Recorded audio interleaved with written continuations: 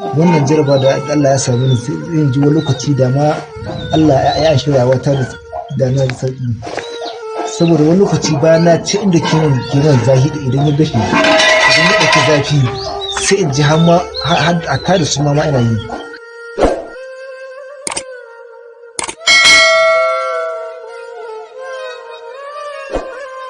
Sannan yan uwa musulmai ku diba ku gani yanzu nan tayar da shi ne an ka yi amma ya suma duk lokacin da an ka tayar da shi zaune yana iya suma ta kai 15 a ɗaya rana.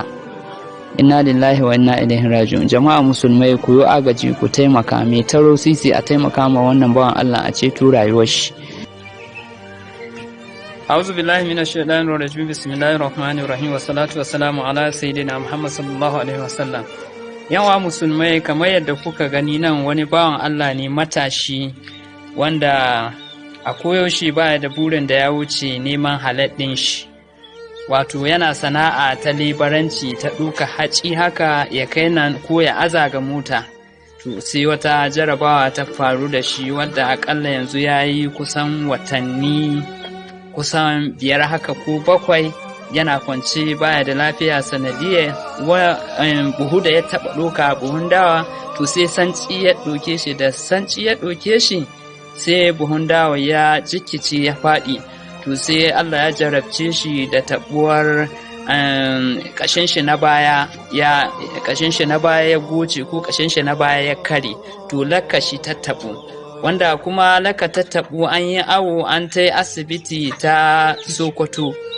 To da an ka tai asibitin Sokoto an auna an tabbatar cewa lallai lakka tana nan bata taɓu ba amma akwai ƙashin shi na baya wanda za a yi mashi aiki kusan miliyan 2. To wannan kuma wannan matsala ta same shi ko sisi baya da sisin kwabo yanzu haka nan yake kashi nan yake fitsari nan yake komi idan kuka lura ga mafitsara na wanda an ka samu shi wanda wa iyazu billahi. Yan uwa musulmai don girman Allah ku taimaka ma wannan bawan Allah da duk abin da Allah ya hore ma mutum in kuma akwai wanda zai ɗauki nauyi na aje a asibitin nan ta Sokoto domin a magance mashi matsalar shi gashi dai wannan bawan Allah kamar yadda kuka gani kwance an fara magana da shi sai an fara magana sai ya suma akalla ɗaya rana yana suma 5 ko suma 10 idan aka tayar da shi. Don girman Allah ku taimaka ma wannan bawan Allah jama'a musulmai ku ji kan bawan Allah jama'a musulmai ko dan ɗayan da agare shi da mata ta da ƴan uwa ne wa'anda sai yayi dako ya zo yana ciyar da su don girman Allah ku taimaka mashi duk abin da Allah ya hore ma mutum in ma akwai wanda zai ɗaukar nauyi ne don girman Allah a taimaka mashi. Allah ya bada ikon taimakawa za ku ji yadda muka tattauna da shi. Sunana Jamil Umar. Ni mutumin tsafi ta gaban ne. Ina nan ne buso ina sana'ar harkar ɗaukar buhu ne. Na ɗaukar buhu ne ina samun abin da zan ci da iyali na ina taimaka ma iyayena. Wato kana sana'ar dako kenan. Ina sana'ar dako ne. Da ita nake ci da ita nake sha da ita har nake taimaka ma wani wanda abu ga. To wannan lalura gashi mun same ka a wannan wuri kwance baka da lafiya. To ya akai wannan lalura ta same ka? Sanadiyar ɗaukar buhun nan da nayi na ɗauki buhun nan ina cikin tafiya na kama hanya ana cikin tafiya kawai sai na ji kawai na zame na faɗi. Tun daga lokacin nan sai na ba ma san lokacin inda nake ba. Sai da abun ya faru bayan abun ya faru sai hankali ya dawo. Lokacin da zan faɗi abokan aiki na suka ɗaga ni suka ji jikina da kasan kamar abu ga kamar wanda ya mutu ne. Gaba ɗaya jikina ba abu bai ake komi. To daga lokacin an ɗauke ka an kai ka asibiti? Daga lokacin an ɗauke ni an kai ni asibiti shine asibiti suka ce min mu je Sokoto. To daga lokacin ba gaskiya ba mu da ƙarfin zuwa Sokoto. Ba mu da ƙarfin zuwa Sokoto daga ba kuma muka je Sokoto sai muka je aka yi hoto suka ce mu gaskiya kuɗin da ake nan za su kai miliyan 2. Miliyan 2. To matsalar mece ce an ka ce ma da an kai awa? To da aka yi awon matsalar lakka ta samu matsala kashi ne ya goce idan lakka suka ce idan aka samu wannan kuɗi aka gyara shi jikina zai koma yana aiki. Yanzu ita lakka tana nan lafiya lau. Lafiya lau take suka ce. Amma duk da haka ba ka iya aikin komi. Ba na aikin komai. Sai an ɗauke ka. Sai an ɗauke ni komi zai mana hata da abinci sai an bani gabaki. Tanan nake fitsari, tun nake bayan gari saboda sanadiyyar lokaci ta ɗan samu matsala. Wannan jaraba da Allah ya same ni sai in ji wani lokaci da ma Allah ya shirya wata da na sauƙi. Saboda wani lokaci bayan na ci inda kenan zafi idan ya gashi idan ya ɗauki zafi sai in ji har a tada su ma ina yi. A tada su ma ina yi. To don saboda haka ina neman taimako ga ƴan uwa musulmi.